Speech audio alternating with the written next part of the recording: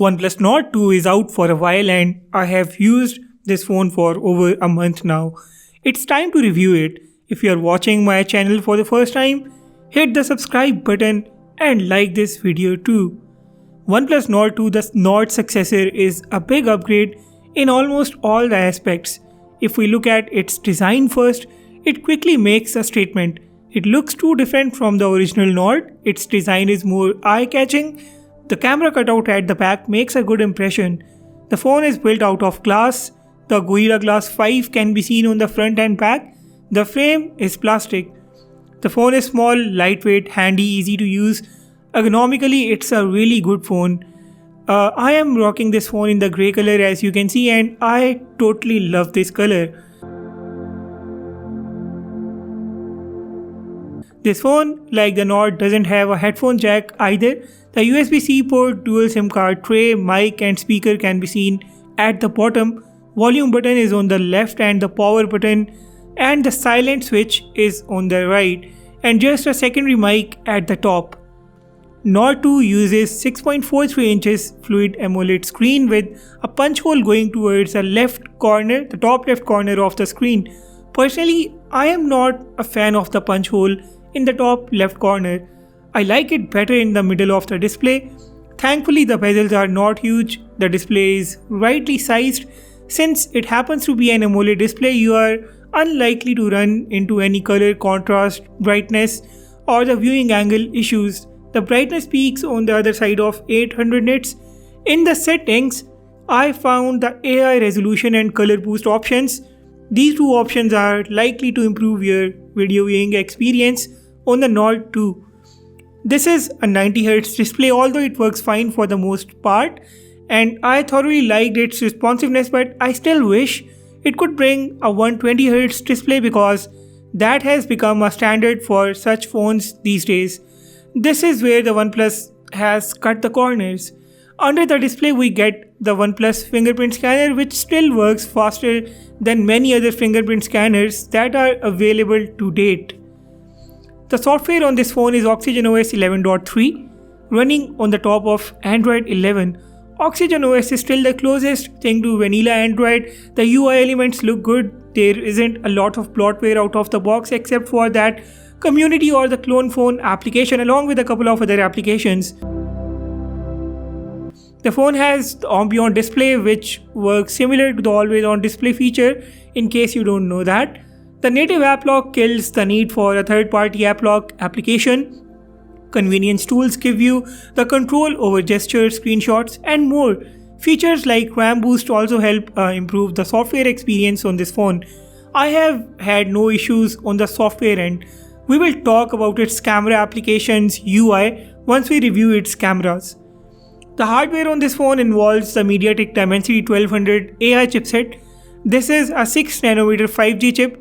While you look at its Antutu score and the Geekbench scores, which are quite impressive, I would like to talk about its real-life performance. The MediaTek Dimensity 1200 AI on this phone is not fully optimized. I put this phone next to the Xiaomi 11T in a speed test. The Xiaomi 11T has the same chipset, and even then the OnePlus Nord 2 took a huge beating from that phone. This was a little disappointing. If someone from OnePlus is watching this video, they need to improve the performance of this chipset to go in line with the software of the phone. Also, the Xiaomi 11T with the same chip has 90 frames per second unlocked for the PUBG Mobile, but on the Nord 2, we only get extreme frame rates. The games run smooth otherwise. I played the PUBG Mobile on this phone for quite a while, in fact for a lot of time, and I did not run into any issues that I should be talking about. The game ran smooth without any lags and stutters. I did not face any kind of notable issues while playing several games on this phone. The speakers are also fine, they add a little to the gaming experience. The headphone jack's absence definitely makes itself felt.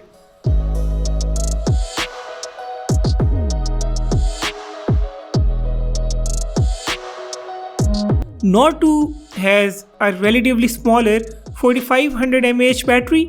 Thanks to its small form factor, I did a full battery drain test of this phone and it lasted for over 8 hours. That screen on time was quite justified for this phone. The phone did hit high temperatures during the battery drain test, but That was because of the structure of my test. The Xiaomi 11T rated more than the OnePlus Nord 2 in that test.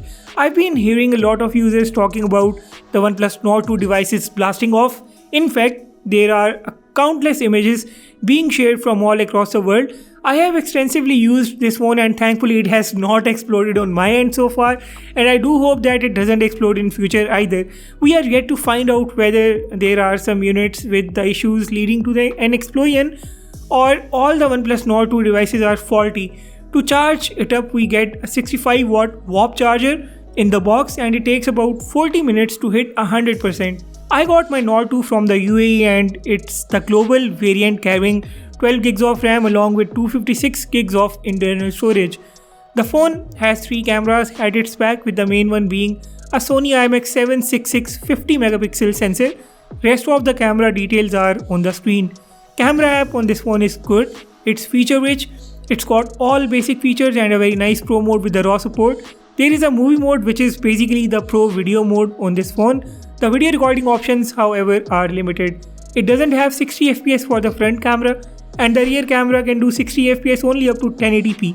There is 4K at 30 frames per second video mode available for the rear camera only. While I show you the photo samples, I would like to tell you that I have a detailed camera review up on the channel already and I will link it here. You can take a look at that. The camera is fine, it's not too good and it's not too bad either. Sometimes it can change the look, the skin tone and make it look a little cartoonish, and sometimes it just works fine. My expectations from the phones like OnePlus Nord 2 and the Xiaomi 11T are not that huge, especially when the smartphone makers have not even marketed the camera that much. So that helps me manage the results coming out of these phones, and I do not take the disappointing results or too good results as a shock. The video stability of this phone's camera, the ultra wide camera is horrible. Front camera video stability is horrible too. The main camera's video stability, however, is very impressive. For the rest, you can check out the camera review that I have on my channel, and this now brings us to the conclusion. I like the OnePlus Nord 2 for a few reasons. First of all, the smartphone has a very good form factor, great design, great build, and since it has a good form factor, it has a great size too. This, in my opinion, is the cheapest phone with 12 gigs of RAM, 256 gigs of storage, and that powerful hardware on board. The phone's performance needs massive improvements to deliver the ultimate experience. The cameras are acceptable for this price range, they are not something extraordinary. The price point is justified, it's a pure value for money product.